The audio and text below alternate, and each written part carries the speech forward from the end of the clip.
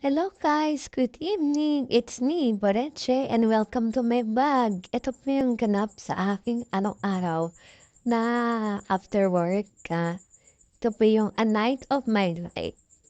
Siyempre, pagdating sa bahay, pahinga muna bago linis ng katawan. And then after linis ng katawan, maglilinis naman ng higaan.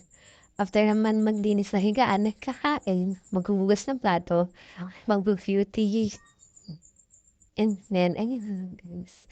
Pinapakita ko lang dito guys yung bahay namin na hindi pa tapos. Bali ito yung sarili naming bahay mag-asawa na pundar namin amat-amat sa tulong na pagsisikap namin sa trabaho and kapag-ipon din kahit papaano.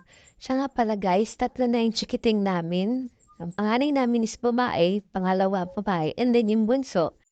Literally bunso na talaga, lalaki na. So, yun na nga guys. Ito pala guys, pangalawang kwarto pala 'to. Ito yung kwarto ng nanay ko at ng aking tatay.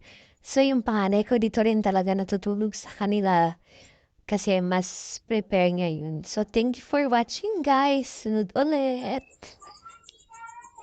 Ay, di pa pala tapos. Pero yan na nga. Last na yan.